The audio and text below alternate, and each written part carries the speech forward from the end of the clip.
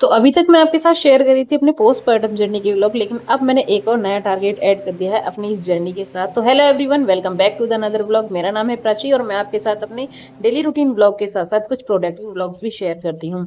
तो सुबह की शुरुआत एज यूजुअल मेरी जो होती है, मेरी वो डिटॉक्स ड्रिंक और चाय की जो भी नॉर्मली मैं पीती हूँ, ग्रीन टी वगैरह उसके साथ होती है। और उसके बाद मैं करती हूँ सीधी अपनी एक्सरसाइज, क्योंकि भाई मुझे पूरी रात एक अच्छे से सो नहीं पाती हूँ। तो मेरा उठने में हो जाता है थोड़ा सा लेट, क्योंकि मैं ये नहीं कहती कि भाई मैं आपको 5 बजे उठ के एक्सरसाइज करने चलाती हूँ, बिल्कुल भी नहीं।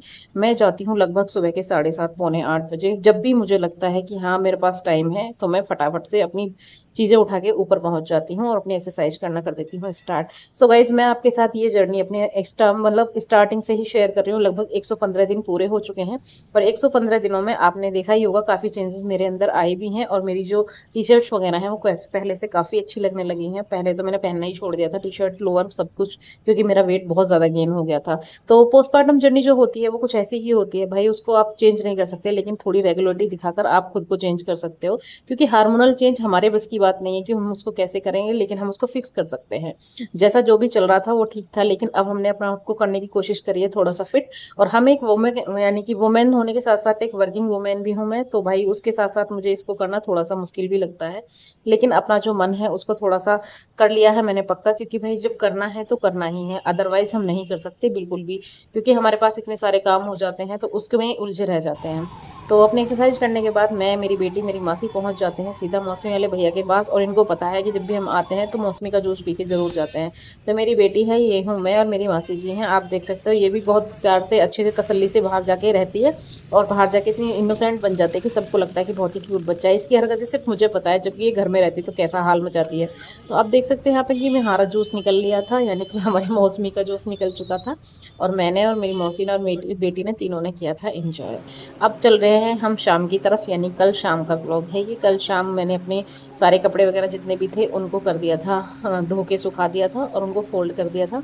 उसके बाद मैं तैयारी कर देती हूँ भाई खाना बनाने की। शाम का खाना मेरा बनाने का मन था बहुत ही सिंपल सा, जिसमें मुझे मन था आज प्याज मिर्च और टमाटर को छौंकने का, जो कि एक देसी खाना है। और भाई देसी खाने की बात अलग होती है। पता नहीं क्यों मुझे आज अपना घर याद आ रहा था, और घर की याद आती तो मैं देसी खाना ही बनाती हूँ, जैसे कि मिर्च प्याज छौंक लेना, मट्ठे के साथ खा लेना। मैस में तो जनरली खाना बनता है रोज ही, वो उससे वो उग चुकी हूँ पूरी तरीके से। क्योंकि दाल रोटी खाते खाते, दाल चावल रोटी, कढ़ी चावल, राजमा चावल, यही मतलब एक मेन्यू है हमारे मैस का पर डे का, तो वही बनता रहता है। तो मैं आज बनाने वाली हूँ मिर्च प्याज। और आप देख सकते हो मैंने कटोरा भर के काट लिए हैं, क्योंकि मैं जब भी खाती हूँ तो बढ़िया तरीके से खाती हूँ ये वाली सब्जी। सब्जी कहो या कुछ भी कहो, लेकिन बढ़िया लगता है। तो इसको मैंने बढ़िया से छौंक दिया है, और इसको मैं सिंपल ही छौंकती हूँ हल्दी में और नमक में, क्योंकि मिर्च तो इसमें पहले से ही होती है। बाकी बेसिक मसाला अगर आप डालो तो धनिया पाउडर डाल सकते हो। इसको बढ़िया से पका लेंगे और फिर इसमें डाल देंगे थोड़े से बेसिक मसाले। और बेसिक मसाले बिल्कुल वही होते हैं जो नॉर्मल होते हैं, और नमक की मात्रा थोड़ी सी ठीक डालेंगे, क्योंकि जब भी थोड़ी सी चटपटी सी होती है ना तभी ज़्यादा टेस्टी लगती है। आटा लगाया है मैंने मल्टीग्रेन आटे के साथ, गेहूं के आटे को मिक्स कर लिया है। ये जो येलोनेस आपको दिख रही है इस आटे में, ये उसी का कारण है। इसमें थोड़ा सा बेसन भी है, बाकी रागी का, बहुत सारे आटे मिक्स होते हैं। तो मल्टीग्रेन में तो वो जो रोटी है वो काफ़ी क्रिस्पी बनती है और थोड़ी सी मतलब टाइट सी रहती है, तो मुझे बड़ी अच्छी लगती है। तो उस पर घी लगा के खाओ तो मज़ा आता है। लेकिन आज मैं बनाने वाली हूँ पराठे, ट्रायंगल वाले पराठे, जो कि मैंने बहुत दिनों से नहीं खाए हैं। जब मैं मम्मी के घर होती थी तो मम्मी मेरी मतलब लगभग दूसरे तीसरे दिन बना देती थी, लेकिन जब से हमारी नौकरी लगी है, हम घर से बाहर आए हैं, भाई मम्मी के हाथ का खाना करने लगे हैं सिर्फ मिस, और वो सिर्फ यादों में ही रहता है। अब घर पे जाने के बाद तो बहुत ही रेयरली ऐसा होता है कि मतलब हम बहुत ज़्यादा लंबे टाइम तक घर जाएं।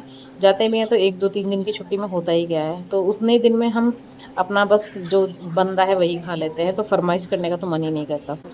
तो जब लंबी छुट्टी होती है तो लगता है कि हाँ आज ये करा लेते हैं, आज ये करा लेते हैं। बाकी मेरे पराठे बनकर हैं तैयार, और देसी घी में मैंने पराठे बनाए थे। जो एक्सेस घी था उसको मैंने थोड़ा सा लोई से निकाल दिया है। उसके बाद भाई सीधे मैं आपसे मिल रही हूँ रात के 11:15 बजे, क्योंकि मैं 9 बजे के आसपास बैठ गई थी पढ़ने के लिए, और मैंने जिसमें आज अपनी वोकैब को बढ़िया तरीके से किया था रिवाइज। मेरी जो इंग्लिश के नोट्स थे वो मेरे को मिल गए थे, तो मुझे लगा कि मुझे दोबारा से स्टार्ट कर देना चाहिए, क्योंकि अभी तक मैं पीसीओडी से डील कर रही थी, फिर मैं अपनी प्रेगनेंसी के साथ डील कर रही थी, उसके बाद बेटी, और अब मुझे लगा कि खुद पर भी टाइम देना चाहिए। तो शाम के मैंने 2 घंटे किए हैं अपने नाम, और ये मेरी वोकैब है जो मैंने लिख रखी है, कुछ मेरी नई है और कुछ इसमें पुरानी भी है। तो जो रजिस्टर हैं ये सारे नए हैं। इधर आप देख सकते हैं पीछे नानी देवती सो रहे हैं दोनों के दोनों, और अभी जो टाइम हो रहा है 11:19 हो रहे हैं। तो मुझे क्योंकि सुबह भी उठना होता है तो इसलिए मैं कोशिश करती हूँ कि भाई 11-12 बजे तक लास्ट सो जाना चाहिए, और मेरी बेटी सो गई थी तो मैं 2 घंटे पढ़ भी लेती। उसके बाद आप मिल रही हूँ मैं सीधे आपसे सुबह, और सुबह की कमरे की हालत आप देख सकते हैं, क्योंकि भाई घर में जब छोटा बच्चा होता है ना तो पता ही नहीं चलता कि हमें कौन-सा सामान कहाँ रखा और कहाँ मिला।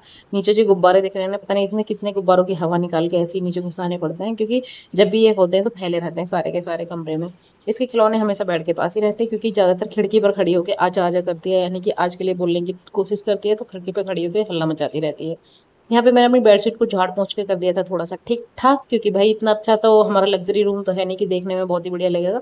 बट ये नॉर्मल सा हमारा आशियाना है तो ये हमें बहुत प्यारा लगता है, क्योंकि भाई सरकारी घर किसको अच्छा नहीं लगता? तो हमें तो बहुत ही अच्छा लगता है। उसके बाद मैंने निकाली है पूरे घर में झाड़ू, घर मतलब पूरे कमरे में झाड़ू निकाली है मैंने, और आज मैंने इसका कर दिया है डायरेक्शन चेंज।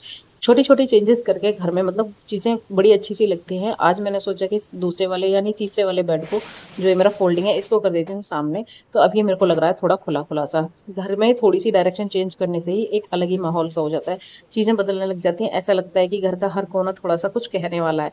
मतलब मुझे ऐसा पर्सनली फ़ील होता है कि चीज़ों की डायरेक्शन चेंज करते रहने चाहिए। मतलब हफ्ते में, महीने में, 2 महीने में, जब भी आपका मन करे तब। यहाँ पे मैंने अपनी जो टेबल है उसकी भी कर दी साफ-सफाई। ये मल्टीपर्पज़ है मेरे लिए, इसमें मैं खाना भी बना लेती हूँ और बैठ के पढ़ाई भी कर लेती हूँ। क्योंकि भई एक वर्किंग वूमेन है, साथ में हम रहते हैं सरकारी क्वार्टर में, तो जो सरकारी क्वार्टर है उसकी जो अहमियत है वो हम ही समझ सकते हैं, क्योंकि इतनी बड़ी उसमें शहर में आने के बाद सरकारी आवास क्या चीज़ होती है इसकी हमें महसूस होती है। तो मैंने अपने लिए निकाल लिया है गुनगुना पानी, यानी वो दूध ज़्यादा ही गर्म हो गया था तो उसमें मैंने मिक्स करके गुनगुना बना लिया था। गर्मी बहुत ज़्यादा है, तो भाई बहुत ज़्यादा गर्म पानी पिया नहीं जाता है। बाकी आप देख सकते हैं जब आपका थोड़ा-सा बॉडी टोन होता है तो आपकी हाइट थोड़ी ज़्यादा लगने लग जाती है। मैं बीच में बहुत छोटी-सी लगने लग गई थी, मुझे लगता था मेरी हाइट कम हो गई है।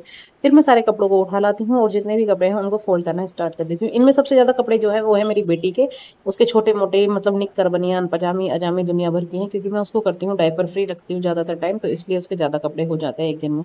कम से कम 10 से 15 पजामे उसकी डेली का काम है। बाकी उसके कुछ बेनिफिट भी हैं, और थोड़ा-सा बस ये है कि हाँ, कपड़े ज़्यादा धुलने पड़ते हैं। यहाँ पे वॉशिंग मशीन वगैरह हमारे पास नहीं है, क्योंकि हम हाथ से ही धुलते हैं, तो कभी-कभी लगता है कि इसको डायपर पहनाना चाहिए, बट मैं फिर सोचती हूँ नहीं। तब तक मेरी बन जाती है ये डिटॉक्स ड्रिंक। ये है आज, यानी दालचीनी का पानी है बेसिकली। ड्रिंक बोलो या कुछ भी बोलो, फैशन में आप कुछ भी बोल सकते हो। बाकी बनने के बाद ही कुछ ऐसी दिखती है, इसको कुछ और समझने की गलती ना करें। ये दालचीनी का पानी है, जो कि एक बहुत ही अच्छा फैट कटर का काम करता है। ऊपर जाती हूँ मैं छत पे, तो मैं छत पे घूमते-घूमते ही अपने इस दालचीनी के पानी को एन्जॉय करती हूँ। एक्सरसाइज़ मैंने आपको दिखाई दी कि मैंने एक्सरसाइज़ करी थी, और जब भी मैं जाती हूँ ऊपर छत पे तसल्ली से बैठ के व्यू को एन्जॉय करते हुए अपना इस डिटॉक्स ड्रिंक को एन्जॉय करती हूँ।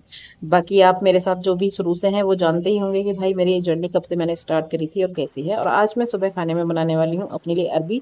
जब से मैंने खाना स्टार्ट किया है खुद बनाना, तो भाई अब मैं अपनी पसंद की चीज़ें बनाती हूँ, जो भी मुझे ज़्यादा पसंद है। जैसे कल मैंने बनाई था शाम को मिर्च प्याज़, अब मैं बनाने वाली हूँ अरबी। अरबी मुझे बेसिकली बहुत पसंद है, और जब भी वो ड्राई बनती है थोड़ी तो पूरे के साथ और भी अच्छी लगती है। तो यहाँ पे मेरी अरबी छोंक के मैंने कर दी है तैयार। और आपको मेरा ये व्लॉग कैसा लगा बताइएगा ज़रूर। अब मैं जाऊँगी ड्यूटी और मिलूँगी कल आपसे वापस आने के बाद। कल का व्लॉग देखने के लिए वेट करिएगा, और मेरा आज का व्लॉग कैसा लगा ये ज़रूर बताइएगा। लाइक, शेयर, सब्सक्राइब ज़रूर कर दीजिएगा। अरबी बन के तैयार विथ मल्टीग्रेन आटा रोटी। मिलती हूँ कल, बाय बाय, टेक केयर।